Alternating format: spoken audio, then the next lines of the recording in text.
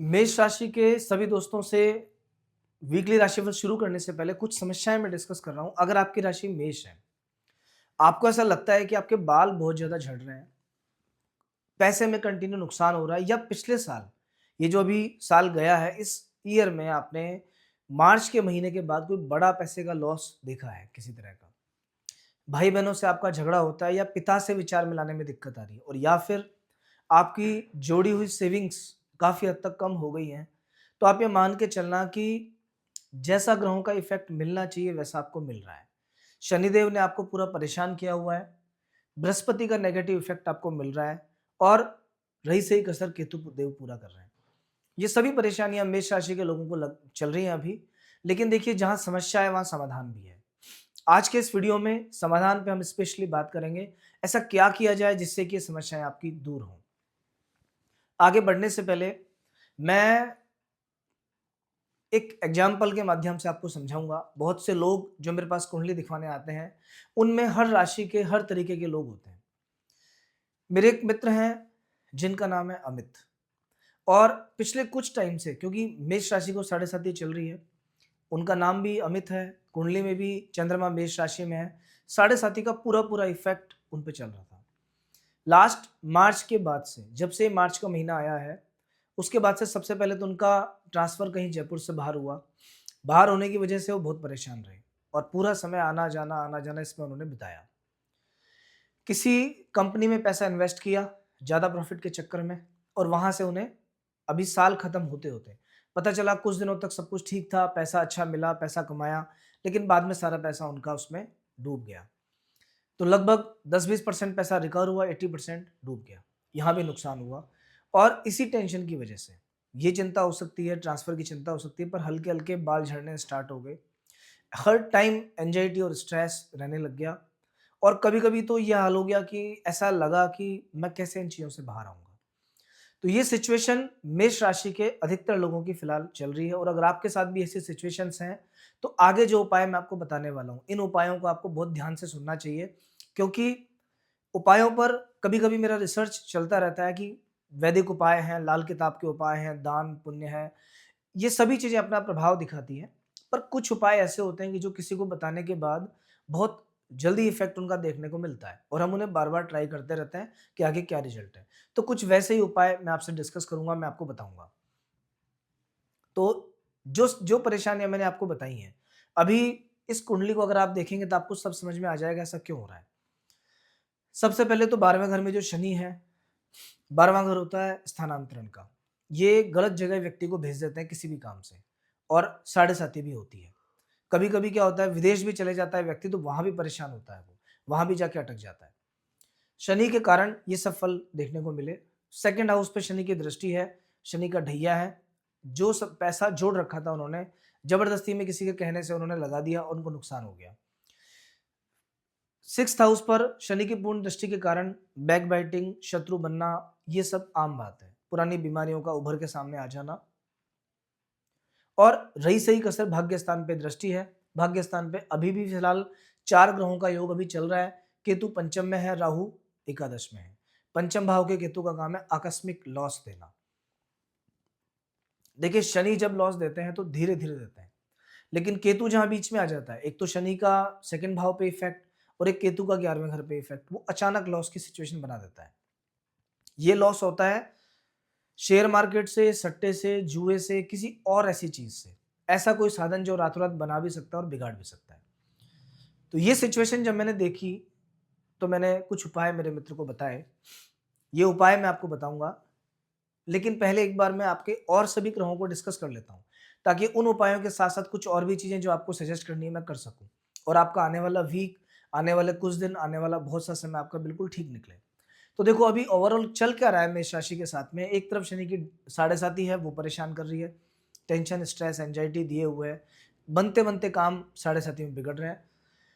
बृहस्पति का सपोर्ट थोड़ा सा है, बृहस्पति तीसरे घर में उतने अच्छे नहीं होते हैं, लेकिन भाग्य पे दृष्टि कहीं ना कहीं थोड़ा सा आदमी को प्रोटेक्ट करती है। 11वें भाव पे जो दृष्टि है, इसके कारण इनकम मिलती रहती है, पैसा आता रहता है, घर का खर्चा चलता रहता है। बहुत नुकसान भी हो गया तो भी डे टू डे लाइफ में जो खर्चे हैं आपके, वो खराब नहीं होंगे, वो डिस्टर्ब नहीं होंगे। केतु फिफ्थ हाउस में है, 5वें घर के केतु का काम होता है सडन नुकसान देना, सडन लाभ देना। दोनों सिचुएशंस बनती है, पर क्योंकि साढ़े साथी है तो लाभ मिलेगा कम, नुकसान मिलेगा ज़्यादा। सोच समझ के तरीके से आपको आगे बढ़ना है, वरना ज़्यादा लालच नुकसान दे सकता है। 11वें घर में राहु ने हिम्मत दे रखी है, मीन्स आपकी जगह कोई और अगर होता तो अभी तक टूट चुका होता, लेकिन इस 11वें घर के राहु के कारण कहीं न कहीं हिम्मत बहुत ज़्यादा है।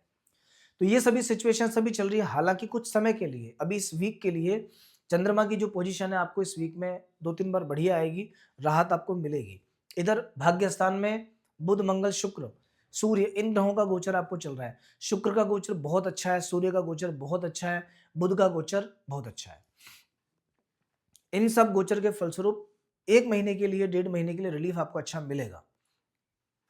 लेकिन हमें पूरा साल अच्छा चाहिए। तो हमें क्या करना है?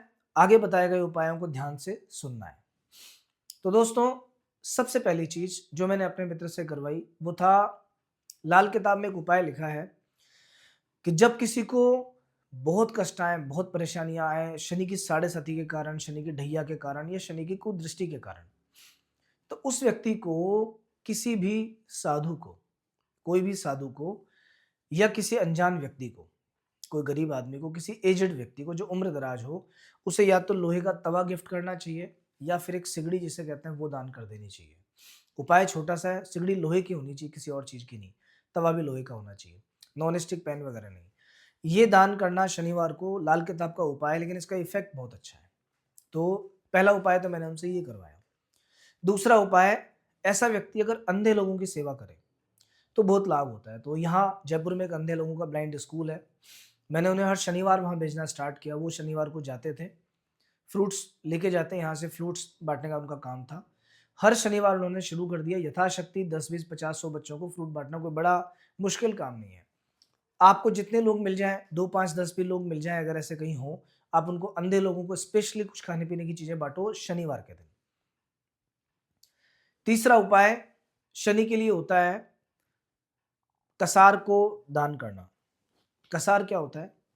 कसार होता है जब आटे में काले तिल, चीनी, घी और नारियल का बुरादा मिला के थोड़ा-सा सेंक लिया जाए। इस मिश्रण को कहते हैं कसार।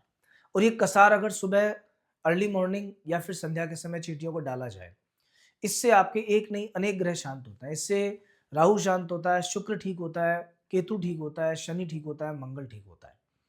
ये कसार लगभग आधा किलो की मात्रा में मैंने उनसे प्रतिदिन डलवाना स्टार्ट किया, और उसके बाद ये उपाय करने के बाद में, बहुत छोटे-छोटे से 3 उपाय हैं, लेकिन कसार का तो ऐसा है कि जब आप पहले दिन इसको शुरू करेंगे, उसी दिन से आपको आराम मिलना स्टार्ट हो जाएगा।